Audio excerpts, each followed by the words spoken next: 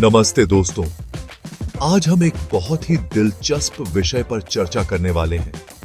आज हम engineering drawing की दुनिया में झांकने वाले हैं, जहां हर रेखा और हर कोण का अपना एक अलग महत्व होता है। यहां कभी-कभी चीजें वैसी नहीं होती जैसी दिखती हैं। ये एक ऐसी दुनिया है जहां एक छोटी सी गलती बड़े परिणाम ला सकती है। कभी-कभी तो ऐसा लगता है जैसे चित्र ही हमसे लुका-छिपी खेल रहे हों। यह दुविधा अक्सर प्रक्षेप के कारण होती है, जो किसी 3D चीज को 2D कागज पर दिखाने का तरीका है। यह प्रक्रिया जितनी सरल लगती है, उतनी ही जटिल भी हो सकती है।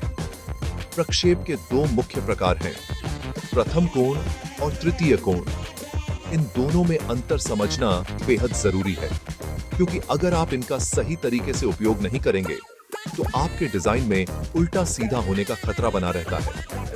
प्रथम कोण प्रक्षेप में वस्तु को कागज पर इस तरह से दर्शाया जाता है जैसे आप उसे सामने से देख रहे हो। वहीं तृतीय कोण प्रक्षेप में वस्तु को इस तरह से दर्शाया जाता है जैसे आप उसे पीछे से देख रहे हो। इन दोनों में अंतर समझना बेहद जरूरी है, नहीं तो आपके डिजाइन में उल्टा सीधा होने का खतरा बना रहता है। एक छोटी सी गलती भी बड़े नुकसान का कारण बन सकती है। तो चलिए इस उलझन को सुलझाते हैं और प्रथम कोण और तृतीय कोण प्रक्षेप के रहस्यों को उजागर करते हैं। इस यात्रा में हमारे साथ बने रहिए। कल्पना कीजिए आप एक जादूगर हैं और आपके पास एक जादुई डिब्बा है। इस जादुई डिब्बे के 6 पहलू हैं, सामने, पीछे, ऊपर, नीचे, दाएं और बाएं। अब आप इस डिब्बे को कागज पर बनाना चाहते हैं, लेकिन कैसे? यहीं पर प्रथम कोण और तृतीय कोण प्रक्षेप काम आते हैं। प्रथम कोण प्रक्षेप में आप वस्तु को पहले और तीसरे चतुर्थांश में रखते हैं। फिर आप वस्तु को देखते हुए उसके पीछे कागज रखते हैं। इस प्रकार आप वस्तु के सभी पहलुओं को एक ही कागज पर देख सकते हैं। तृतीय कोण प्रक्षेप में आप वस्तु को तीसरे चतुर्थांश में रखते हैं और देखने वाले और वस्तु के बीच कागज रखते हैं। इस विधि में आप वस्तु को कागज पर उसी तरह देखते हैं जैसे वह वास्तविकता में होती है। दोनों प्रक्षेप विधियां तकनीकी चित्रण में महत्वपूर्ण हैं और इन्हें समझना आवश्यक है। तो इन दोनों तरीकों में असली फर्क क्या है? यह सवाल अक्सर नए इंजीनियरों के मन में आता है। प्रथम कोण प्रक्षेप में सामने का दृश्य बाईं ओर और ऊपर का दृश्य नीचे की ओर दिखाई देता है। यह तरीका यूरोप और एशिया में अधिक प्रचलित है। तृतीय कोण प्रक्षेप में सामने का दृश्य दाईं ओर और ऊपर का दृश्य ऊपर की ओर दिखाई देता है। यह तरीका उत्तरी अमेरिका में अधिक उपयोग किया जाता है।